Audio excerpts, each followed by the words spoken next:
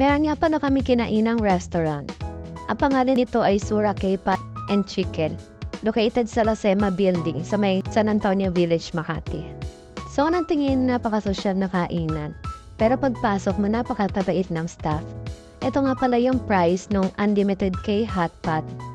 $6.99 per head. Additional 50 pesos kung gusto mo ng ugly fried chicken. Ito nga pala yung mga choices na pwede mo isahog sa sabaw mo mamaya. Napakaraming choices.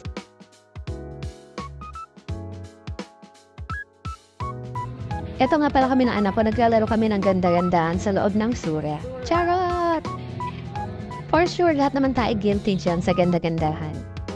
Self-service nga pala dito. So, piliin nyo lang yung mga gusto nyo isahog mamaya sa sabaw niya. Itong daughter ko kasi is mahilig siya sa mushroom, kaya lahat na available mushroom kukunin niya. Pero just make sure lang na yung mga kukunin niyong mga food is kaya niyong ubusin para maiwasan yung spoilage. Kasi napakaraming tao ang nagugutom. Ayan, masarap tong meatball na to eh. At saka yung tofu na favorite ng pamilya namin. Ito ko yung mga pinaka-paborito kong side dish eh. Yung repolyo. Meron din silang purple na repolyo. Tsaka yung pipino, white onion, tsaka carrots. Gagamitin natin namin sa fresh spring roll natin. Dalawang klase nga pala yung soup base nila dito. Pwedeng hindi maanghang, tsaka yung isa is spicy. Ito nga pala yung mga sliced meat nila, pork tsaka beef. Napakagandang klase. And ito na pala, paparanas pala nila sa atin dito na maging chef. Kasi ikaw mismo may magpe-prepare ng food mo. Meron naman silang binigyan na instructions. So basahin nyo and sundan nyo na lang. Para ma-perfect ang paggawa ng rice paper spring roll. So our option is, ito yung style na ginawa ng husband ko for me. Pinaghalo-halo niya na yung repolyo, carrots, pipino, crab meat, pineapple, purple cabbage. Ganyan ang kabilis and ganyan lang kasimple. I-roll na natin yan para maging spring roll and then ready to eat na siya. Mas masarap siyang i-dip sa peanut butter sauce. Siyempre sasabihin natin masarap kahit hindi. Joke! Pero in fairness, masarap talaga. Feeling mo naging healthy ka ng 1%. Yun.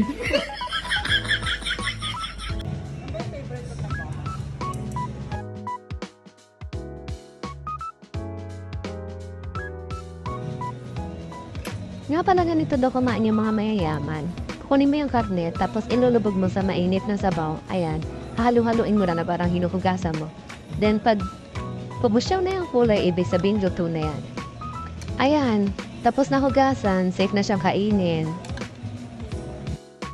Okay, it's my turn to try making fresh spring roll.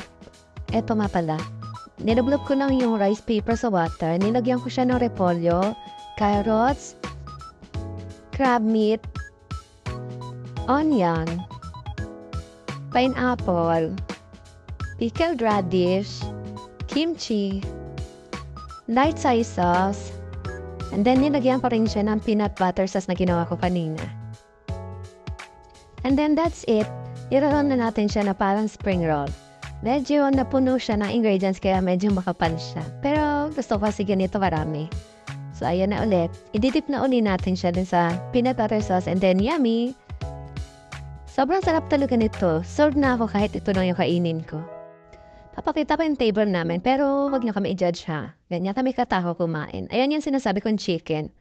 Sobrang sarap yan kasi boneless na siya.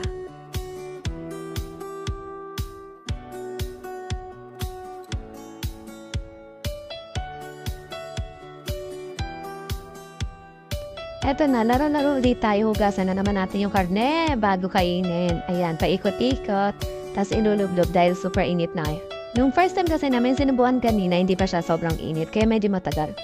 Eto, pag lubog mo siya, konting lubog lang, maluluto na siya. And then, ready to eat na.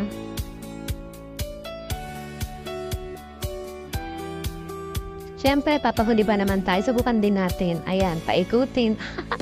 Di talaga marunong. Ayan, ilulubog mo siya sa mainit na soup.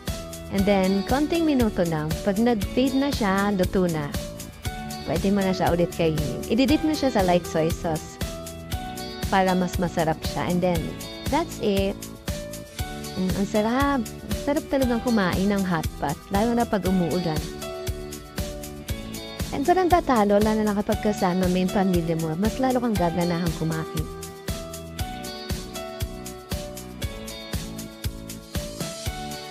And sana kayo rin, kasi kami habang malilit pa yung mga anak namin, ini-enjoy namin yung pagbabanding kasama sila. Kasi darating yung time na iba na yung mga gusto nilang kasama and hindi na kami. I hope lagi nyo kaming samahan sa mga future bandings namin. Maraming salamat sa panonood. God bless!